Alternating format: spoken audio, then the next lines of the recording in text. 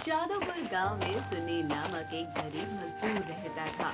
सुनील एक पढ़ा लिखा और समझदार व्यक्ति था जो अपनी पढ़ाई का उपयोग कर एक जादुई जैकेट बनाना चाहता था। मेरा प्रयोग फिर से असफल हो गया। हे भगवान, आखिरकार ये जादुई जैकेट काम क्यों नहीं कर रहा है? सभी तार तो मैंने ठीक से जोड़े हैं। तभी सुनील की पत्नी नीता गुस्से से तिल मिलाते हुए बोली, जी आपको काम पर नहीं जाना है। कब तक अपने इस जादुई जैकेट के पीछे अपनी जिंदगी बर्बाद करते रहोगे? अगर इतना ही आविष्कार करने का भूत सवार था तो इसरो में क्यों नहीं चले गए? यूं गांव के मजदूर कैसे बन गए? चला जाता, लेकिन मेरे जाने के बाद घर कौन संभालता? तुम्हारी उल जुलूल इच्छाएं कौन पूरी करता? वहाँ इसरो में तुरंत नौकरी नहीं लग जाती? जाकर देखो, मेरे से भी बड़े बड़े वैज्ञानिक वहाँ नौकरी पाने को तरसते हैं। खैर, वे सब मैं नहीं जानती। मैं जा रही हूँ अपनी पड़ोसन सविता के यहाँ। उसने मुझे कुछ दिखाने के लिए अपने घर बुलाया है। नीता ये बोल सविता के घर चली जाती है। सुनील वापस से जादुई जैकेट बनाने के काम में लग जाता है। आओ आओ नीता बहन, मुझे इंतजार था तुम्हारा। और ये देखो हमने क्या लिया है। तभी एक चमचमाती हुई कार नीता के सामने हॉर्न बजाते हुए आती है। इसे देख नीता की आंखें आश्चर्य में फटी की फटी रह जाती है। वाह सविता बहन, कितनी सुंदर कार ली है। हाँ, वाह, काश मेरे पास भी इतनी सुंदर गाड़ी होती। सविता खिलखिलाकर हंसते हुए बोली, इस कार को खरीदना सबके बस की बात नहीं है। तुम्हें पता है, ऐसी गाड़ी गांव में केवल हमारे पास ही है। ये हमने 50 लाख में खरीदा है। तुम्हारे मजदूर पति ने तो इतने पैसे कभी सपने में भी नहीं देखे होंगे।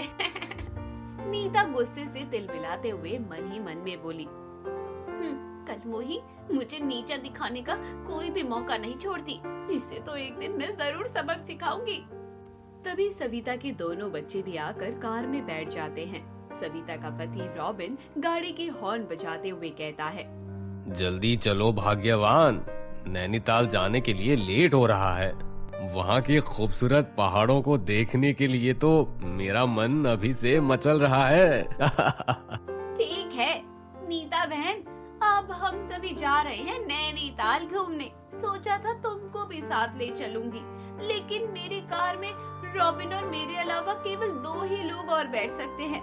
इसलिए तुम जाकर घर में चूल्हा चौका करो। Bye bye Nita. रॉबिन की कार चली जाती है। नीता उसे देख गुस्से से चीखती है, जाओ जाओ, मैं नैनीताल बिल्कुल नहीं जाना चाहती। बड़ी आई घूमने वाली। नीता रोते हुए सुनील के पास आकर बोलती है, सुनिए जी, मुझे भी नैनीताल जाना है। क्या कहा? नैनीताल?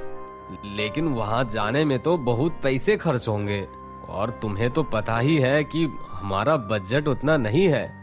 आज तो मैं काम पर भी नहीं गया। नीता गुस्से से चीखते हुए बोली, तब क्यों नहीं गए काम पर? अगर आप डेली काम पर जाते तो हमारे पास इतना तो पैसा होता कि नैनीताल न सही तालाब में ही घूम कर आ जाते। लेकिन आपकी कामचोरी के कारण ना तो मैं नैनीताल जा पा रही हूँ, ना ही तालाब की ओर। मैं तुम्हारा दुख समझ रहा हूँ नीता।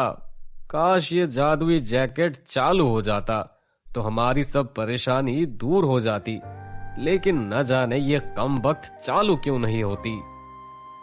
नीता जादुई जैकेट की ओर गुस्से से देखते हुए बोलती है, मैं समझ गई, आपकी कामचोरी की जड़ ये जादुई जैकेट है। अभी इसे फाड़ देती हूँ, ना रहेगा बास, ना बजेगी बांसुरी। नीता गुस्से से आग बबूला होकर उस जादुई जैकेट को उठाती है और उसे जोर से जमीन पर पटक देती है। तभी उस जादुई जैकेट से बत्ती जलने लगती है और वे चालू हो जाती है। ये देख सुनील खुशी से फूले नहीं समाता। नीता आश्चर्य से बोलती है, वे कैसे? नैनीताल जाने के लिए तो हमें गाड़ी चाहिए ना। अरे वाह भाग्यवान, जो काम मैं अपनी मेहनत और बुद्धि से ना कर सका, वो काम तुम्हारे गुस्से ने कर दिखाया। तुम्हारा बहुत बहुत धन्यवाद। अब हमें नैनीताल जाने से कोई नहीं रोक सकता। नीता आश्चर्य से बोलती है, वे कैसे? नैनीताल जाने के लिए तो हमें गाड़ी चाहिए ना। अरे भाग्यवान, ये कोई मामूली जैकेट नहीं है, बल्कि जादुई जैकेट है। इसकी मदद से हम हवा में उड़ सकते हैं। ये देखो। सुनील उस जादुई जैकेट में लगे एक बटन को दबाता है। तभी उस जैकेट में 2 पंख निकलते हैं और वे पक्षियों की तरह हवा में उड़ने लगता है। ये देख नीता खुशी से चहकते हुए बोलती है, अरे वाह मेरे वैज्ञानिक पतिदेव, मुझे पूरा विश्वास था कि एक दिन आप ये जादुई जैकेट जरूर बना लोगे। क्या हुआ पतिदेव, आप क्या बड़बड़ा रहे हैं? देखो तो इस झूठी को, रोज तो मुझ पर इस जैकेट को लेकर ताने मारती रहती थी। आज कह रही है उसे मुझ पर पूरा विश्वास था। किसी ने ठीक ही कहा है, असफलता में आप अकेले रहते हैं, सफलता में सारी दुनिया हमारे साथ होती है। क्या हुआ पतिदेव, आप क्या बड़बड़ा रहे हैं? नहीं नहीं, कोई खास बात नहीं है। वो मैं कह रहा था कि चलो हम भी नैनीताल चलते हैं। नीता भी जादुई जैकेट पहन लेती है और दोनों हवा में उड़ते हुए नैनीताल की ओर बढ़ने लगते हैं। वाह, आसपास से धरती कितनी सुंदर दिखाई देती है। सभी लोग चींटियों की तरह छोटे छोटे हो गए हैं। तभी सुनील को सविता की गाड़ी दिखती है और वे चीखते हुए बोलता है, वो देखो नीता, तुम्हारी पड़ोसन की गाड़ी ट्रैफिक में फंसी है। चलो उन्हें भी जलाते हैं। आपने तो मेरे दिल की बात ही कह दी। अब इस कलमुही से मैं सुबह बदला जरूर लूंगी। नीता और सुनील हवा में उड़ते हुए रॉबिन के कार के पास जाते हैं। सविता उन्हें हवा में उड़ते देख आश्चर्यचकित रह जाती है। अरे ये क्या, ये भिखारन हवा में कैसे उड़ रही है? क्या हुआ सविता बहन, हैरान हो गई हो ना? देखो मेरा ये जादुई जैकेट तुम्हारी कार से भी बहुत ज्यादा अच्छा है, जो कभी भी जाम में नहीं फंसाता। खैर तुम यहीं पर रहो, मैं चली नैनीताल। नीता और सुनील हवा में उड़ते हुए तेजी से नैनीताल की ओर बढ़ने लगते हैं। सविता ये देख गुस्से से आग बबूला हो जाती है। सुनिए जी, गाड़ी थोड़ा तेज चलाइए ना, किसी भी हाल में उस नीता से पहले हमें नैनीताल पहुंचना है। लेकिन ज्यादा तेज गाड़ी चलाना ठीक नहीं है भाग्यवान। वैसा मैं नहीं जानती, आप गाड़ी तेज चलाइए।